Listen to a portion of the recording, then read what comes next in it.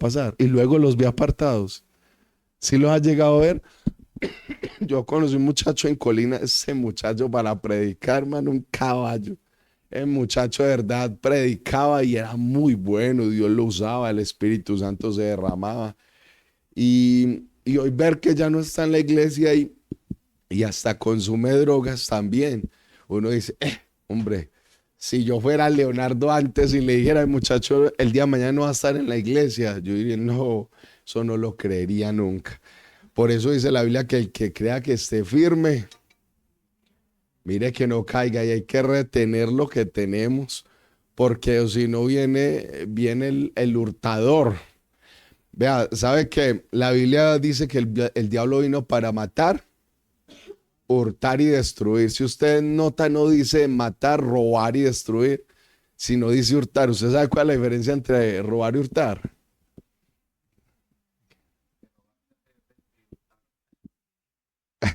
Algo muy parecido. Robar se utiliza la violencia brusca. Cuando yo le arrebato algo, usted tiene algo y perdió, ¿cierto? Eso es robar, utilizar esa violencia, pero hurtar es cuando usted descuida algo y lo pueden a perder. Eso es hurtar. Cuando no utilizan la violencia, sino que se lo quitan de una manera muy sutil que usted no se dé cuenta. Y el diablo vino para hurtar. Por eso, hermano, no nos podemos descuidar, no nos podemos descuidar. Yo creo que estamos en los tiempos finales. Gracias, pastor. Estamos en los tiempos finales. Y lo que dijo acá mi líder, hermano, tiene toda la razón.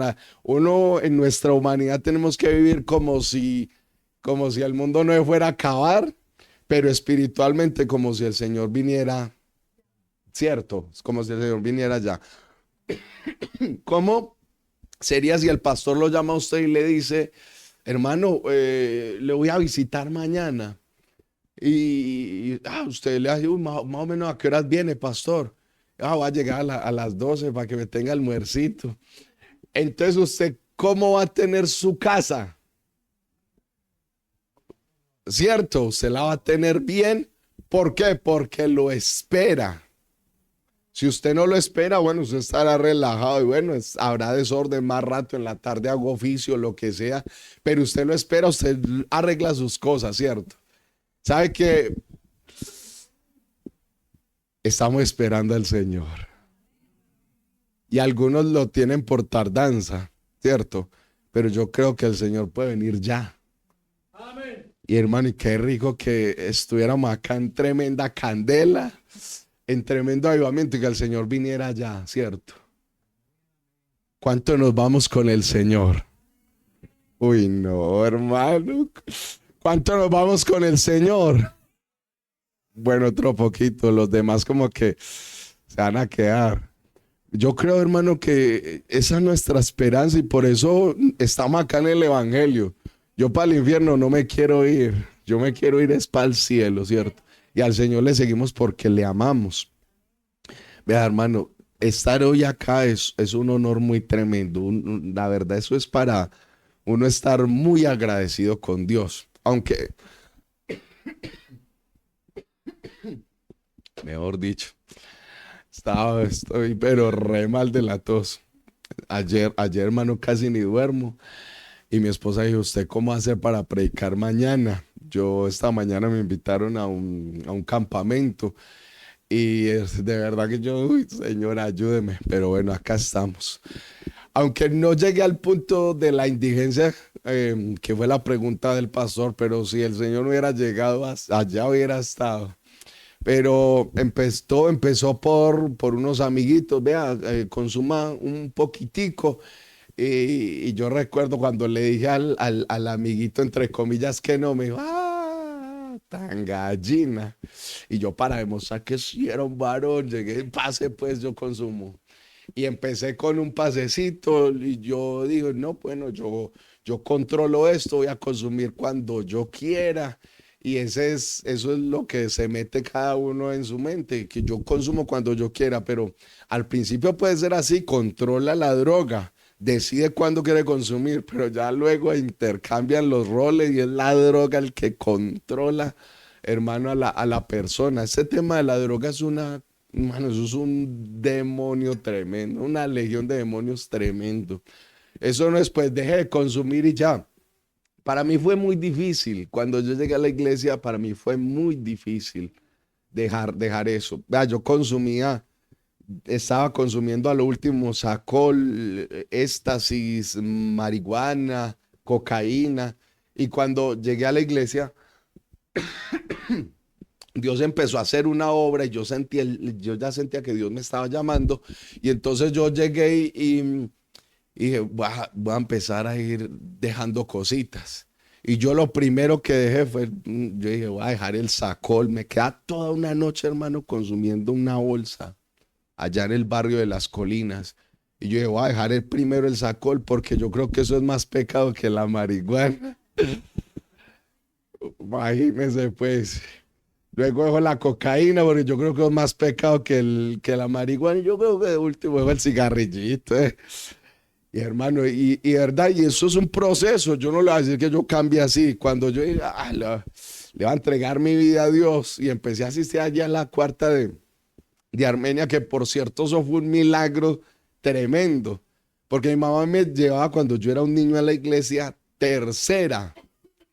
Y resulta que yo fui buscando la iglesia tercera y llegué a la cuarta. Yo no me acordaba el nombre de la organización Iglesia Pentecostal, ¿dónde está el logo? No, yo no, está fuera, yo no lo recordaba el nombre de la organización. Y entonces usted sabe que la iglesia tercera es grande, ¿cierto? Es bien ancha. Y en ese entonces la cuarta era más angosta. Cuando yo llegué, de más que esa es. Porque se ha visto que queda como, está en la calle y que queda como una misma ubicación. Y yo era un niño cuando mi mamá me llevaba, yo creo que esa es. Y hermano, a mí me parece que eso es un milagro, porque puede haber llegado a cualquier iglesia rara por ahí, o a la de los mormones, a la de los testigos de Jehová, a cualquier iglesia rara, y llegué a la iglesia del Señor. Y hermano, llegué y me hice en la mitad de la iglesia, y cuando, hermano, vea, ese día fue tan impactante para mí. Yo tenía el corazón partido en mil pedazos y esa vez se derramó el Espíritu Santo y yo me estiraba el cuello de la camisa y me tapaba la cara para que nadie me viera llorando, pero sentía una paz tremendísima, un gozo, hermano, lo hermoso que es uno cuando uno goza la presencia del Señor, ¿cierto? Y estaba ahí, hermano, y yo sentía que Dios me hablaba a mi alma diciéndome que me amaba porque, mano, ya lo último, la depresión, uno se quiere morir. De verdad, uno ya, yo a lo último yo decía, yo no valgo nada, no valgo un peso, la autoestima estaba tirada por el piso. Cuando yo dije, le voy a entregar mi vida a Dios, de una manera muy amable, los hermanos empezaban a pasarme la Biblia en medio del culto. Mire, muchacho, para que lea.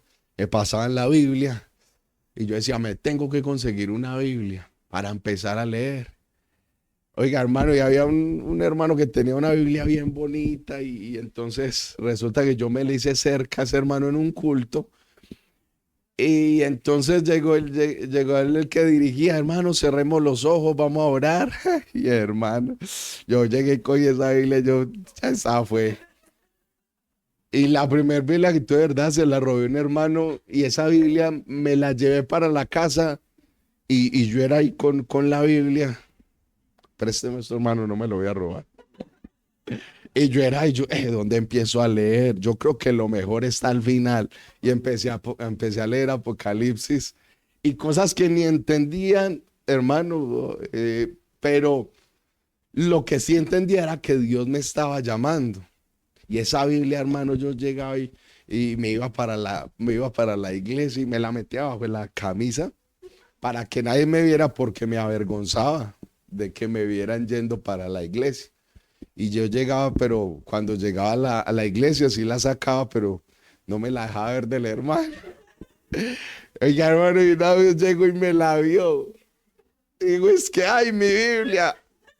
Y yo dije, ¿para qué dejan las cosas por ahí tiradas? Hermano, y Dios es tan bueno que llegó y le dijo me dijo el hermano, es que no, pues hermano, hágale, yo le regalo esa Biblia. Y yo pues tampoco la iba a devolver ya.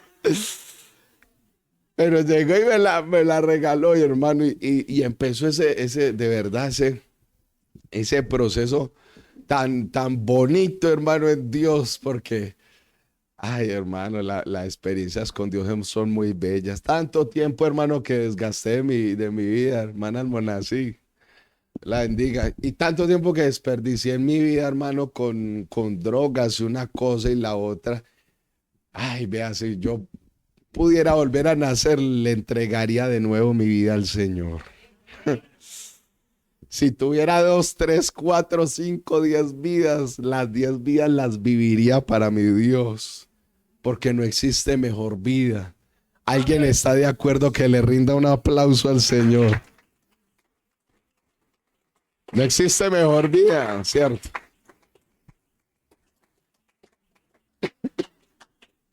Recuerdo que le dije al pastor Benjamín González, que me quería hacer bautizar. Y el pastor, mano, yo no entendía, pero él era como, esperemos. Ya luego fue que comprendí que él llamaba a mi mamá a preguntarle que si yo todavía seguía consumiendo, pero yo ya no estaba consumiendo, ya estaba arrepentido de verdad. Pero todavía usted sabe que estaba todavía al habladito como así, ¿sabes, parcero? Y estaba todavía así habladito y bueno, ahí todavía me queda alguito de dinero, pero ya no me nota tanto. Por eso el pastor dijo, ¿cierto que usted fue habitante de calle? Imagínese, ya me quedó la cara. No, mentiras. Ay, hermano, qué Dios tan espectacular. Llego yo a mi casa y le digo a mi mamá y a mi familia, mi gente, me voy a hacer bautizar en el nombre del Señor. Y mis hermanos dicen que no le ponemos un mes. Y vuelve a fumar marihuana. Eso me dijeron, no le ponemos un mesecito. Y yo, hermano, yo le decía a Dios, Señor, deme solamente la oportunidad de callarle la boca al diablo y a mis hermanos. Oiga, y mientras ellos ahí hacían la apuestica que yo iba a ver cuánto iba a durar, que si el mesecito. Mano, llevo 15 años en la iglesia para la gloria y honra del Señor. Qué bendición, hermano. Sostenidos como viendo al invisible, ¿cierto? Vamos a abrir la Biblia. Ahí sentados, hermanos. Igual me voy a demorar harto, no me mire el reloj. Si ustedes de pronto ven que me estoy alargando, háganme así. Alguien hágame esta ceñita, que yo le voy a hacer así. Yo voy a terminar. Ahí me dijeron que hasta la 1. Hechos de los Apóstoles, capítulo 28.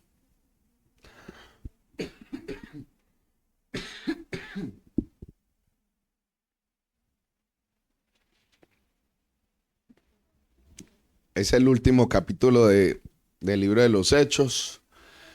Hechos de los Apóstoles, capítulo 28. Vamos a leer desde el versículo 1 en adelante. Estando ya a salvo, supimos que la isla se llamaba Malta, y los naturales nos trataron con no poca humanidad, porque encendiendo un fuego nos recibieron a todos a causa de la lluvia que caía y del frío. Entonces, habiendo recogido Pablo algunas ramas secas, las echó al fuego, y una víbora, huyendo del calor, se le prendió en la mano. Cuando los naturales vieron la víbora colgando de su mano, se decían unos a otros: ciertamente este hombre es homicida, a quien escapando del mar la justicia no deja vivir. Pero él, sacudiendo la víbora en el fuego, ningún daño padeció. Ellos estaban esperando que él se hinchase o cayese muerto de repente. Mas habiendo esperado mucho y viendo que ningún mal le venía, cambiaron de parecer y dijeron que era un Dios. Incline su rostro y vamos a orar. Bendito Jesucristo, te amamos, Padre Jesús. En esta hora nos encomendamos a ti, Señor. Envíanos, Señor Jesús, ese pan vivo que desciende del cielo, que es tu palabra, Señor, que alimenta nuestra alma. Bueno, cuando uno lee de por sí este pasaje de la Biblia, no podría decir, bueno, qué profundidad yo puedo sacar o cómo voy a escudriñar algo que está siendo como tan explícito. ¿Será que puedo sacar algo allí de provecho? Sabe, hermano, que uno se puede aprender una historia bíblica de pies a cabeza, ¿cierto? Y usted la puede aprender, se la puede saber, pero uno escucha a alguien predicar o se vuelve y la lee y vuelve y como que le saca otra cosa adicional, ¿cierto? Aprende algo más en la escritura. Entonces yo creo que Dios hoy nos va a enseñar algo diferente, porque las bendiciones de Dios son nuevas, ¿cierto? Cada mañana. Cuando empieza diciendo el versículo, estando ya a salvo, me habla de que antes no lo estaba, ¿cierto? Porque dice, estando ya a salvo. O sea que antes estaba pasando seguro por una situación de peligro, un momento donde estaban arriesgando la vida, pero ya diciendo, estando ya a salvo. Para nosotros entender ese estando ya a salvo, es necesario que nos vayamos un capítulo antes, uno solo, o si usted quiere leer desde mucho antes, todo Hechos de los Apóstoles, para saber por qué él estaba en una condición de preso, también lo puede leer. Pero Pablo es un hombre muy relevante entre los apóstoles. Y sabe que es como el hombre que escribió más cartas. Uno dice, bueno, el apóstol Pablo es una eminencia y no es contado entre los 12, ¿cierto? Ni tampoco es contado como un 13º apóstol. Es más, el que vino a ser parte de los 12, el último fue, ¿cómo era que llamaba? Matías, ¿cierto? El que vino a reemplazar a Judas Iscariote, no a Judas Tadeo, sino Judas Iscariote. Y luego llegó el último apóstol que vino a ser Pablo, pero la Biblia no dice el 13º apóstol, siempre habla de los 12 apóstoles. Un hombre que cuando le entregó su vida a Dios, empezó a tener muchas persecuciones. Si usted nota antes él es un hombre que, como que pasaron los dos polos opuestos. Era un hombre que perseguía a la iglesia y pasó de ser perseguido, perseguidor, eso, a perseguido. Están en la jugada. Eso yo lo hice para saber si están en la jugada. Pasó, hermano, de ser una persona que sentenciaba a los cristianos a ser sentenciado, ¿cierto? Entonces, uno podría decir, bueno, le entregó su vida a Dios, que yo creo que sea hablar de solo bendiciones para él, porque es que muchas veces nos han vendido la idea que el evangelio solo es para que nos pasen cosas buenas y que Dios nos blinde de las cosas malas del mundo. Y de pronto, sea que hay alguien nuevo, un amigo o que está empezando en el evangelio, cambie ese chip. Porque a mí me encantaría que la Biblia dijera, muchas son las aflicciones del impío. Uy, qué bendición que dijera así. Cierto, pero ¿qué dice de quién? Que nosotros sí tenemos una esperanza que de todas ellas nos libra el Señor, pero dice, muchas son las aflicciones del justo. Un hombre como el apóstol Pablo, hermano, que está preso, está en una condición de preso. ¿Por qué? ¿Hizo un delito? ¿Mató a alguien? ¿Qué fue lo que hizo Pablo para estar preso? Predicar la palabra, hermano. Predicar la palabra. Y uno ir a la cárcel por predicar al Señor. Y es más, usted, cuando Cuando dice que iban a predicar, cuando estuvo en la cárcel con Silas, ¿cierto? Eso fue por causa de la predicación del evangelio. Los azotaron y eran personas gozosas, eran personas que se ponían alegres porque, mano, recibían un latigazo a causa del nombre del Señor, ¿verdad? Tenga sobre sus espaldas. Y ellos se sentían, hermano, bienaventurados porque era por causa del Señor. Y yo digo, uy, ahorita alguien irse de la iglesia porque lo miraron feo. María, hombre. ¿Qué pensará? De verdad, hermano, y pastor, usted me va a dejar predicar hoy acá con Rejo. Yo creo que el Señor dice mucho inmaduro, de verdad. ¿Qué tal que hubiera vivido lo de antes? Persecuciones que eran persecuciones. Y él está preso y en el capítulo 27 dice, Pablo es enviado a Roma. Sabe que él lo iban a llevar de un barco hacia Italia y entonces ahí lo llevan, empiezan llegando a ciertos lugares, ¿cierto? Pasa de un lugar a otro. Los primeros versículos del capítulo 27 va diciendo cuáles son los lugares de destino. Luego llega a un lugar que se llama Buenos Puertos y ya iba a ser temporada de invierno y entonces Pablo le dice, esta versión habla de un centurión, otras versiones dice un capitán de soldados. Entonces le dice al capitán de los soldados, le dice al capitán del barco y al dueño del barco, les dice, muchachos, les voy a dar un consejo. El consejo que les tengo es que ya se acerca invierno y cuando hay invierno es muy peligroso navegar. Entonces yo creo que es mejor que nos quedemos aquí quieticos y esperemos la temporada de invierno porque se levantan vientos tremendos y peligra que toda nuestra embarcación, el equipaje que tengamos, se puede destruir el barco y lo peor de todo es que nos muramos todos, ¿cierto? Entonces estamos peligrando mucho. Entonces dice la Biblia que el capitán del barco no le dio crédito a las palabras del apóstol Pablo y le dijo al capitán de los soldados, no le ponga cuidado, vámonos, arranquemos. Y hermano, qué peligro es cuando uno no escucha la voz del siervo de Dios. Hay que saber a quién escuchar, hermano, la voz. Cuando usted vaya a pedir un consejo, hermano, sepa a quién se lo pide, hermano. Sepa a quién escuchar. Resulta que ellos no le hicieron caso y arrancaron. Cuando se levanta un huracán en medio del mar, y hermano, yo me imagino a Pablo como que allá diciendo, yo les dije. Porque es que se levanta un huracán y eso empieza, la Biblia me dice que se llamaba, ¿cómo era que llamaba? Euroclidón, así se llamaba el huracán.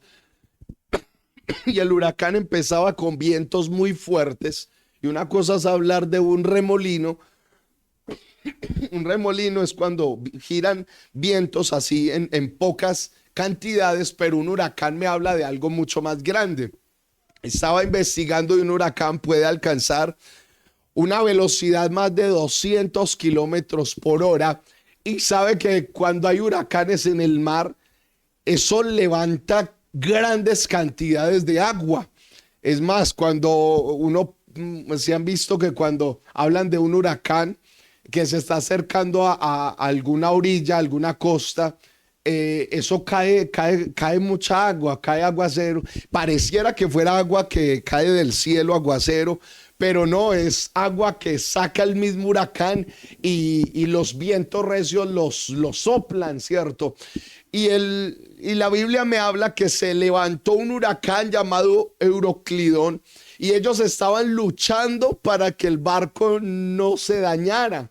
Y entonces estaban ellos ahí con las velas mirando a ver cómo las sostenían porque los vientos soplaban muy fuerte, ¿cierto? Y mirando a ver cómo hacían para sostenerse. El capitán o el que llevaba el timón estaba ahí como mirando a ver cómo salvaban sus vidas.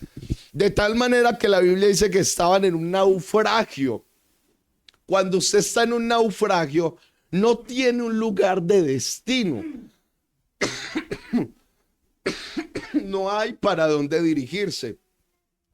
Ustedes vean, hermano, en un momento así de invierno, así como si ustedes leen todo el capítulo, me lleva a entender como si ellos estuvieran a ciegas. Hay vientos muy recios, el agua no los deja ver, no hay dónde decir sigamos a la derecha. Ellos no saben cuál es la derecha, no saben cuál es la izquierda, no saben cuál es el sur, no saben, están en naufragio. Lo único que hacen es luchar para que el barco no se hunda. Sabe, hermano, que antes de yo estudiar esta prédica, pensé que eso era un barco pequeño con unos 15, 16 tripulantes. Pero ¿sabe cuántas personas iban en ese barco? 267. Aquí la hermana está conectada. 267 personas. Uy, hermano. O sea que no era un barco pequeño, era un barco grande. ¿Cuántas personas le pueden caber a este templo? Por ahí 100. Entonces multiplique este templo por 3. Para que más o menos dimensione cómo sería el barco. 100, y eso que quedaríamos apiñoscados, ¿cierto?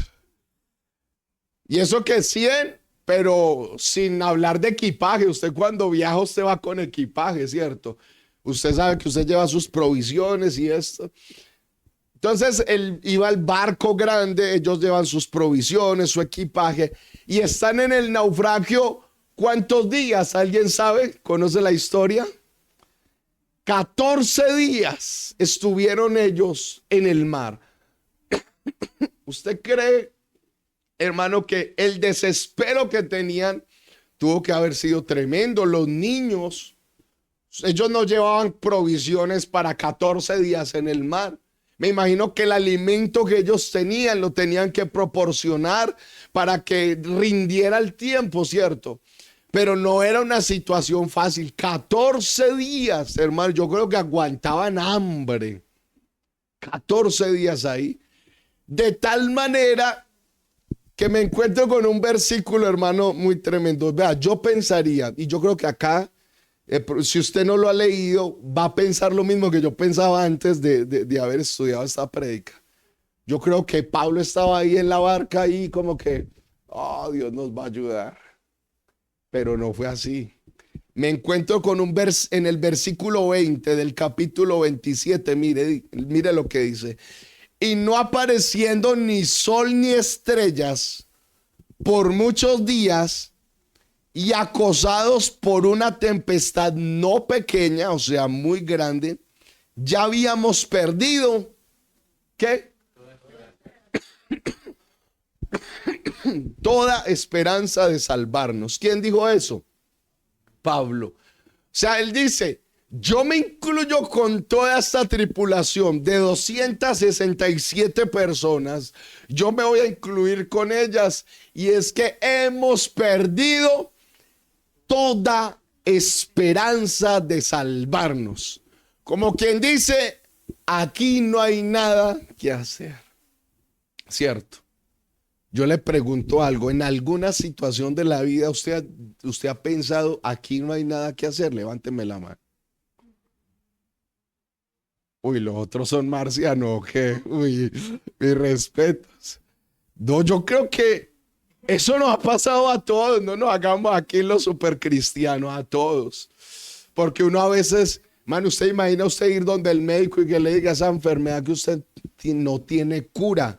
No hay esperanza de que tenga cura. Usted va a morir con la enfermedad. Que usted esté pasando por un momento económico difícil. Que usted vaya al banco a pedir un crédito y le diga, no hay forma, no tiene cómo. Que usted vaya y le presente sus estados financieros al contador y le diga, esta empresa se va a quebrar, es mejor que la liquide, no hay nada que hacer. Que de pronto usted tenga un hijo en las drogas, tenga un hijo apartado. Y hermano, entre más usted ora, más mal lo ve. Así le pasó a mi mamá. Aunque ya sí no perdió la esperanza, pero mi mamá me decía, Leonardo, yo entre más oraba por usted, Usted estaba más llevado por las drogas. Y yo me metía más en oración y usted más drogadicto se volvía. Sabe, hermano, que cuando se pierde toda esperanza, ¿qué es lo que hay? Hay aflicción, hay tristeza. Hay personas que se apartan porque pierden toda esperanza, de pronto por un pecado. Dice, ¿yo para qué sigo viniendo a la iglesia? Es que yo vea yo cómo vivo. El pastor no sabe que ando mal. Acá ninguno, ni la junta local, ni la directiva de jóvenes, nadie sabe que yo ando mal. ¿Yo para qué sigo yendo a la iglesia? Y van perdiendo esperanza de seguir al Señor. Y verdad, y se apartan por eso, por un pecado, hermano, por un pecado. Ve, hermano, acá todos hemos luchado con cosas. Muchas veces endiosamos, hermano, y no sé qué palabra utilizar, pero permítame utilizarlo, como que endiosamos a los apóstoles y no, pues ellos perseveraron porque eran los apóstoles. Hermano, el apóstol Pablo era un hombre igual a usted y a mí, que luchaba por la salvación igual que usted y yo, hermano, ¿sí o no? Que eran hombres con una convicción tremenda y a la cual tenemos que copiarles esa fe. Pero eran hombres que luchaban por la salvación, con errores, ¿sí o no? Y acá todos luchamos con tentaciones, con debilidades, hermano. Aquí, dígame acá, ¿cuántos luchan con debilidades? Uy, yo vine a predicar una congregación muy santa, hermano. Solamente este grupito de acá de... Mano, ¿sabe qué? Yo lucho con debilidades. Llámeme pecador, lo que sea, pero incluso la Biblia dice que nosotros tenemos pasiones semejantes a las del profeta Elías.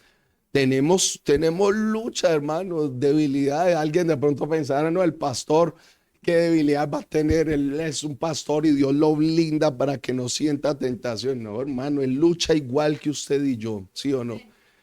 Sabe, hermanos, que cuando yo recién llegué a la iglesia, recuerdo, hermano, que empezaron las tentaciones y había una muchacha muy bonita que empezó a asistir a la iglesia y ella se hacía ahí en la mitad de las bancas y yo, hermano, yo empecé a servirle a Dios en la batería y yo era ahí tocando, hermano, y esa muchacha no me quitaba la mirada de encima y era muy bonita. Y yo era yo tocando y yo, uy, Señor, qué prueba tan difícil. Y verdad, yo sentía, y yo era ahí, hermano, ahí, yo como que, y verdad, y sentía mucha tentación, sentía de verdad mucha tentación. Y cuando se acababa el culto, yo, hermano, literalmente tenía que salir corriendo, porque sabía que si me quedaba ahí podía caer. Hay quienes dicen, no, es que uno a la tentación uno le para duro, le para firme, ¿qué pues? Pero ¿qué es lo que dice la Biblia de las tentaciones? Huyan, ¿cierto? Corran de las pasiones juveniles. Vean, hermano, se acaba el culto y yo, chao, Dios lo bendiga. Y me tocaba que salir corriendo porque de verdad me sentía tentado. Era muy bonita esa muchacha. Y hermano, yo le pregunto algo, ¿usted por qué cree que la muchacha tan bonita me caía? ¿Por pintoso o porque era una trampa del diablo? Yo creo que era por las dos, hermano. No, no sea así, hermano. Me invitan a predicar aquí, me van a venir a tratar de feo. ¿Qué les pasa? Oh, yo creo que digamos que era el diablo.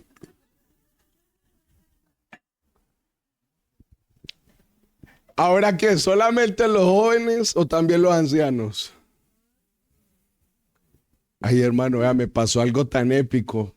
Me llamó una hermana, una anciana de una iglesia, de una de las congregaciones, y llegó y me timbró, yo, la hermana fulanita de tal. Cuando la hermana me empezó a decir, hermano Leonardo, que estoy pasando por un momento muy triste, venga y me visita. Quiero contarle algo, de verdad que quiero que me visite. Yo le dije a mi esposa, amor, mira que la hermana fulanita dijo que la fuera a visitar, vamos. Nos fuimos en el carro, llegamos donde la hermana y la hermana tiene un inquilinato Entonces ya tiene varias habitaciones y entonces resulta que la hermana dijo, hermano, es que en la habitación de allí el inquilino es bien apuesto y resulta que caí con el inquilino. Hermano, mi esposa y yo apenas hicimos como que, hermano, porque era una anciana, hermano, la hermana podría ser mi abuelita, porque el pelo blanco de verdad y mi esposa y yo como que, y yo, qué viejita está tan alborotada. Uy, no, eso que me lo diga una muchacha, pero una anciana, hermano. Y claro, mi esposa y yo nos aterramos por la edad. Y entonces yo llegué y le dije, vea, hermana, si le quiere contar a alguien más, vaya, dígale al pastor nomás. Porque, hermano, hoy en día cuando una persona cae, es tremendo cuántos dedos señaladores se levantan. Vea, se levantan muchos jueces en la congregación, hermano. No debería pasar eso, pero pasa. Una hermana, hermano, líder en la iglesia, con cargo en la congregación. Yo le dije, hermana, vea, vaya, dígale a Dios, vaya. La Biblia dice que el que encubre sus pecados no prospera, más el que los confiesa a ellos y se aparta de ellos, alcanza. ¿Sí o no?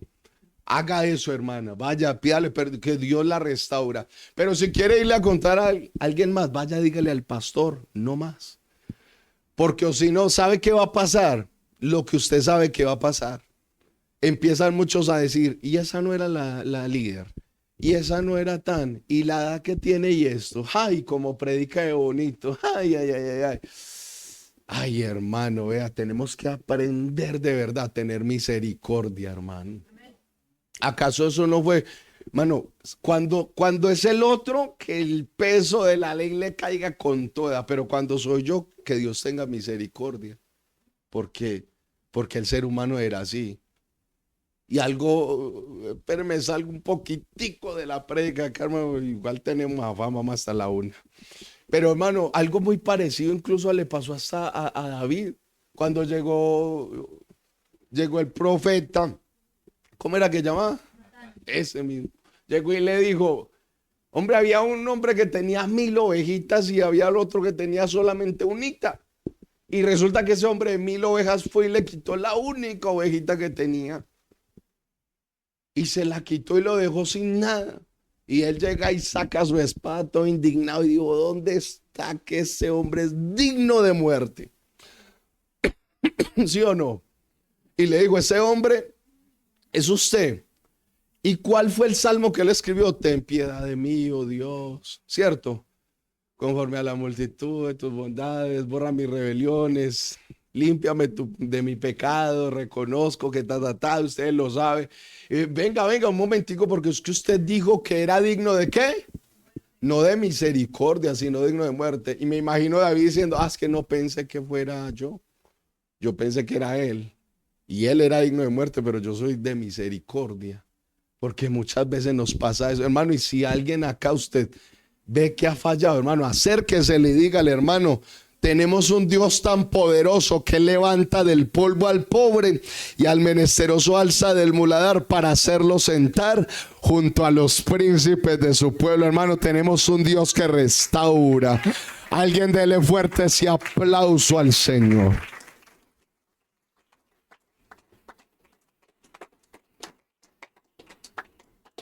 Donde todos hemos aquí fallado. ¿Sí o no? Por algo el Señor una vez le dijo a la multitud, el que esté libre de pecado, porque todos hemos fallado. Usted se imagina, hermano, donde Dios fuera como el ser humano con rencor. Yo aquí no voy a perdonar a nadie. Y el que me la hace, la paga. Usted se imagina donde Dios fuera así. No estaríamos ninguno acá en este lugar, pero estamos hoy aquí porque clemente y misericordioso ha sido Dios, lento para la ira, pero muy grande en misericordia. Alguien que aplauda por favor la benevolencia de mi Dios.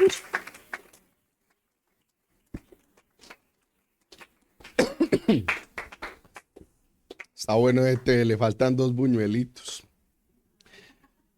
Hermano, sabe que Dios ha sido así, bondadoso. Y ver al apóstol Pablo sin esperanza y 276 personas allá sin esperanza. Me imagino a ellos desesperados. ¿Cómo es uno sin esperanza? Ayúdenme ustedes a predicar. ¿Cómo es? Angustiado, sí señor. Triste. Desesperado. Ansioso. Hermano, ¿usted cómo es la cara de una persona cuando está sin esperanza? Mano, refleja la angustia. Las emociones se reflejan. Usted no ha visto a alguien y usted, hermano, tiene algo. ¿Sí o no? Claro que hay algunos que mantienen como con cara de limón. Y uno, ese hermano ya así. Pero la angustia se refleja, ¿cierto? La tristeza se refleja. Y me imagino esas 276 personas en el barco. Me imagino la angustia que tenían. Ahorita, ¿qué vamos a hacer? No hay nada que hacer. Habían perdido toda esperanza. Pero hermano, Dios es tan bueno que cuando lo ve a uno así, le manda a uno una palabra. Porque dice la Biblia que en esa noche Dios mandó al ángel y le dijo: Pablo, así como el comentarista, tú tranquilo, porque Dios, el patrón, el rey, el soberano, le mandó a decir de que Él va a estar con usted aquí en medio de la tormenta, Pablo. Mano, ¿alguien se siente contento de eso? Y me imagino unas horas después, Pablo con un semblante diferente, porque ya escuchó una palabra que venía de parte de Dios. Y me imagino a los demás preguntándole: oiga, don Pablo, es que lo vemos a usted como diferente, lo vemos distinto. Vemos que su semblante está como diferente. Hace unas horas atrás estaba sin esperanza como todos acá, pero lo vemos ahora distinto. ¿Qué fue lo que te pasó?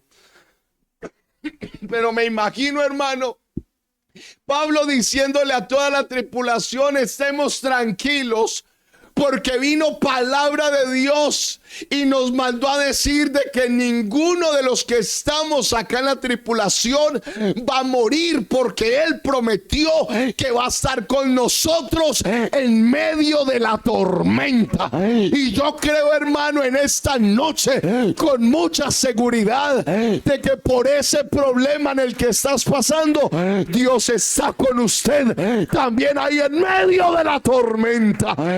Dios no lo desampara. Así no ha sido Dios cuando estamos en momentos difíciles. Usted se imagina, hermano, que pasando por un momento de una circunstancia adversa, que Dios dijera: uy, no, este man está embalado, corramos. No nos serviría un Dios así, pero tenemos un Dios que está con nosotros en la buena y también está con nosotros en la mala. Está con nosotros en la salud, pero también en la enfermedad. Alguien puede dar testimonio de ese Dios que tenemos nosotros los pentecostales. Ese aplauso tiene que ser más fuerte para Él en esta noche.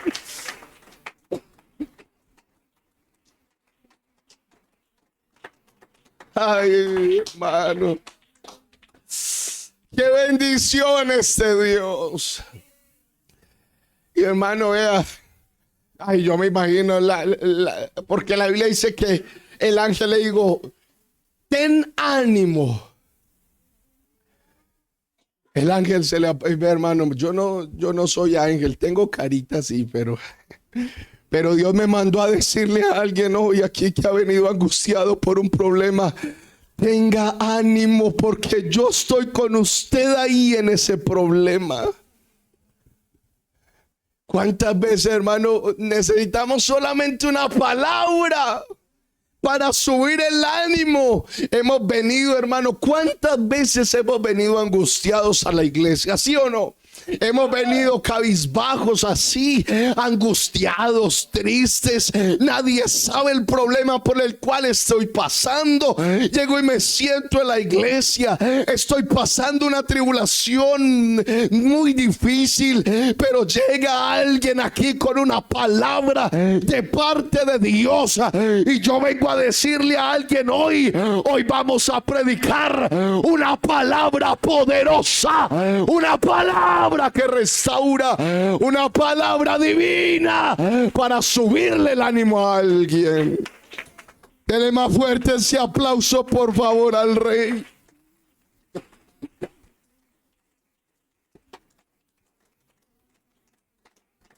Adorado Jesús, adorado Jesús. Cuando ellos están ahí, no saben para dónde dirigirse, desorientados. Pero Pablo ya sabe, porque hay una promesa de parte de Dios de que no va a pasar nada en esa embarcación a ninguno. El ángel le dijo, ninguno va a perecer en esta embarcación. Pablo ya sabe que tiene una confianza puesta en Dios, porque Dios le prometió. Algo que tenemos que aprender, hermano, en todo momento, en toda circunstancia, es aferrarnos a la palabra de Dios, de que si Él dijo que Él me sana, es porque Dios sana. Si Él dijo que me iba a proveer, es porque Él me va a proveer. ¿Sabe, hermano, que llega el barco? Si usted lo lee en la versión Dios habla hoy, ellos empiezan a tirar unas anclas. Y dice la Biblia que llegaron a 37 metros. Luego más adelante volvieron y tiraron las anclas y estaban a 26 metros. Estamos cerca de una orilla.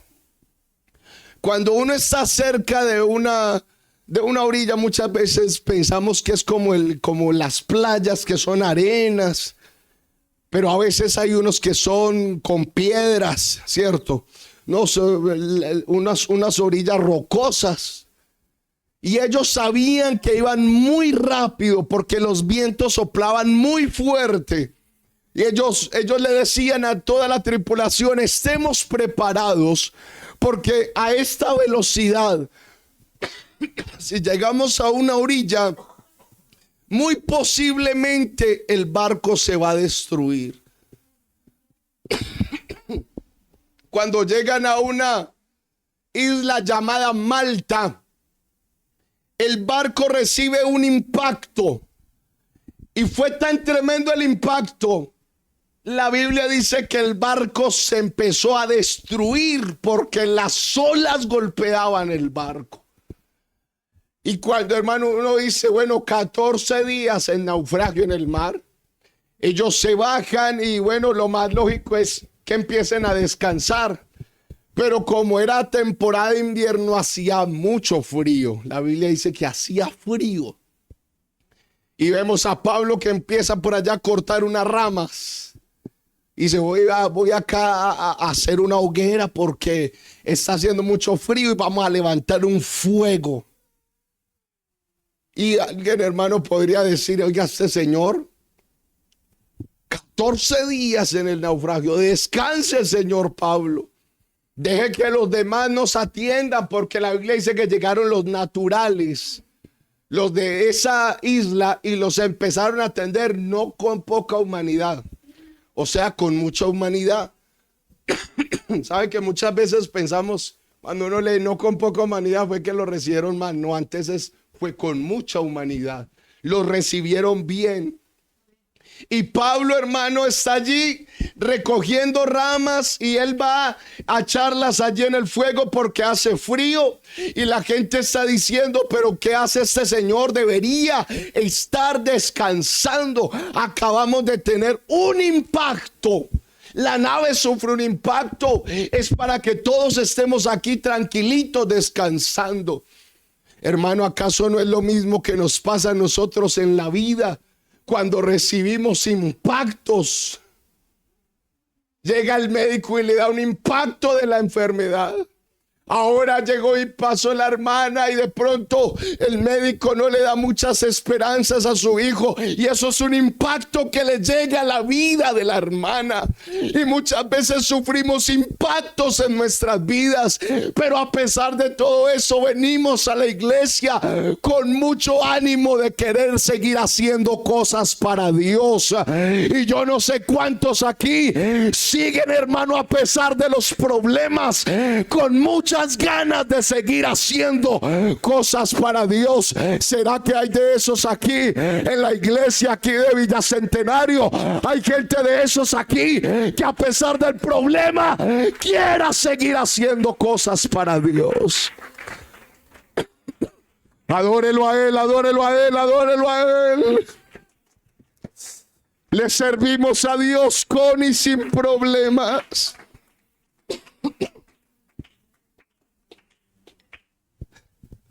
Y en ese ajetreo de estar llevando ramas, se le prendió una víbora a Pablo. Y mire lo que aparece, hermano, tan aterrador en la escritura. Versículo 4, proyéctemelo por favor. Cuando los naturales vieron la víbora colgando de su mano, se decían unos a otros: ciertamente este hombre es homicida, a quien escapando del mar la justicia no deja vivir. En otra versión dice: este hombre es un asesino. Mano, qué tremendo es este versículo, de verdad. Yo ni siquiera me había detenido a leer eso bien. Lo juzgaron. Oiga, ese hombre le sirve a un tal Jesús. Ese hombre se declara cristiano, predicador. Pues yo creo que algo malo debe de tener. Porque no lo mató el huracán, no lo mató el Euroclidón, no lo mataron los soldados que murmuraban asesinar a los presos, no lo mató el impacto de la embarcación y viene acá y se le prende una serpiente. De seguro ese hombre es un homicida. Lo juzgaron. Ni Pablo se salvó, hermano, de las críticas. Qué cosa tan tremenda, hermano. Cuando alguien está enfermo y dice que alguien por ahí diga: eso es que está en pecado, porque la Biblia me dice que Dios sana. Cuando alguien está pasando un momento económico difícil y otro diciendo por allá: eso debe ser que ni diezma ni ofrenda, porque la Biblia dice que Dios abre las ventanas de los cielos y derrama bendición hasta que sobreabunde. Cuando alguien tiene problemas de hogar, algo rarito tiene que estar pasando en esa familia. Bueno, usted me va a perdonar las palabras que voy a decir, pero tenemos que aprender a no meternos en lo que no nos importa. Porque a Pablo lo juzgaron más que es un homicida. Y hermano, y añádale lo que se viene. Versículo 5. Pero él, sacudiendo la víbora, ¿dónde? En el fuego, ningún daño padeció. Y ellos estaban esperando que él se hinchase o cayese muerto de repente. Oiga, hermanos, no solamente le bastaba con que lo juzgaran, sino que estaban esperando a que cayera muerto, que dijera la Biblia, hermano, y estaban esperando para que nada malo le pasara. ¿Sí o no? Vamos a hacernos como que alguien está por allá afuera, llega y lo coge un carro, una moto, y que todos acá estemos esperando. Uy, ojalá no le haya pasado nadie de muchacho, pero sea lo contrario, estamos esperando a que se muera. Qué triste es eso, hermano. Y estaban esperando a que se hinchase o cayera muerto, hermano. Hay gente que está esperando su caída. Estaban esperando la caída del siervo de Dios. Y de pronto allá afuera, hermano, está esperando la caída de alguien acá. O de pronto alguien acá adentro está esperando también su caída. ¿En qué momento se va a descarriar? Ese muchacho que toca el instrumento como que no me cuadra muy bien. En cualquier momento lo veremos apartado y estarán esperando la caída de alguien. Ese que predica bonito, en cualquier momento lo veremos caer. Ese de pronto, ese pastor de allá de esa congregación, y estarán esperando la caída de alguien. Vea, hermano, yo lo voy a decir en el poderoso nombre de Jesús, hermano, que se queden esperando, pero no nos verán caer. Hay alguien aquí que nos levanta con mano poderosa. Es Dios quien me sostiene, es Dios quien me levanta.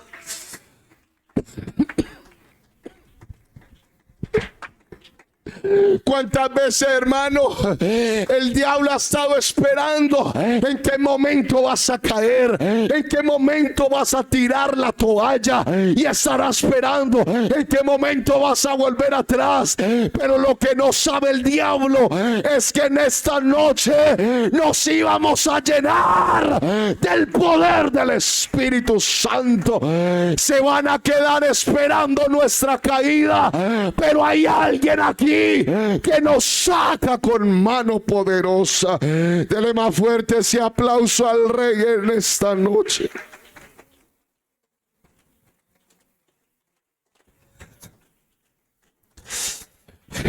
Y llega hermano Pablo y toma la víbora. Ayúdeme ahí, mi líder, por favor. Toma la víbora. Pablo sabe que lo que tiene que hacer es acercar la víbora al fuego, y él se acerca al fuego y la empieza a sacudir, y la víbora tiene que huir ante el fuego.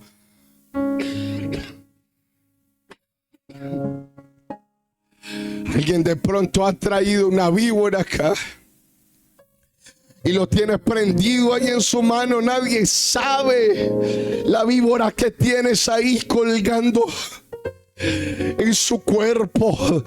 ¿Cuál víbora has traído? Será una petición que usted tenga, un momento difícil, una circunstancia adversa, o tal vez pueda ser un pecado. De pronto pueda ser la víbora de la pornografía, que la tengas ahí pegadas en tu mano. La víbora del yugo desigual, de pronto algún muchacho.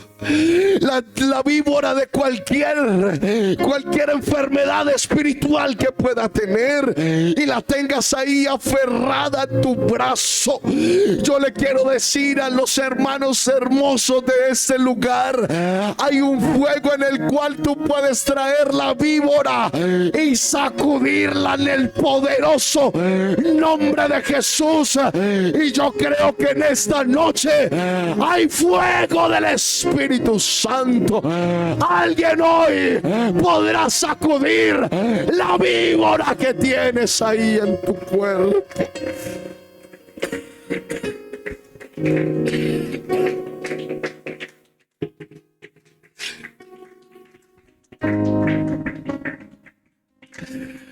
Usted se imagina cómo sería de venenosa la víbora. Ellos conocían la víbora porque dijeron: es muy venenosa, en cualquier momento lo veremos caer. Y de pronto alguien está así, mordido por la serpiente, y el veneno está recorriendo su cuerpo, su alma, y esté ahí como tambaleando, porque el veneno lo tiene desanimado. El veneno le ha consumido la fe, lo tiene sin fuerzas, lo tiene ahí desmotivado, y el veneno está que lo mata. Alguien de pronto está en cuidados intensivos espiritualmente, se encuentra muy debilitado, pero en esta noche tenemos el antídoto al veneno del diablo, y en la gloriosa presencia del Señor Jesucristo, que está aquí en medio de nosotros, y Él se mueve. He dicho, Él se mueve. Alguien, hermano, tiene que sacudir esa víbora.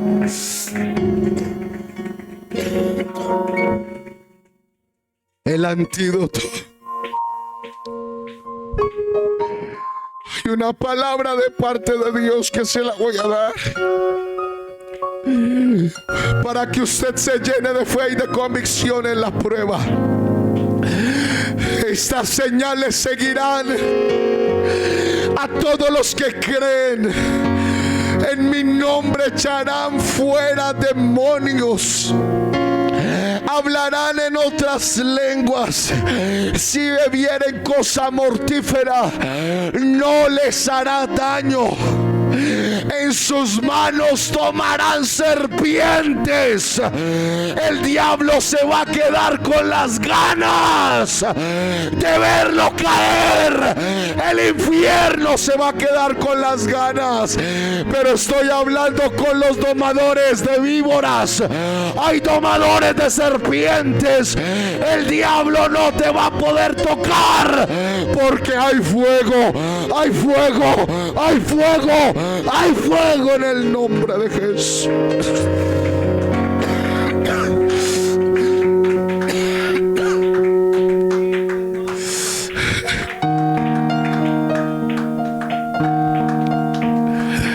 Ay, hermano, el diablo ataca sin piedad, sin misericordia,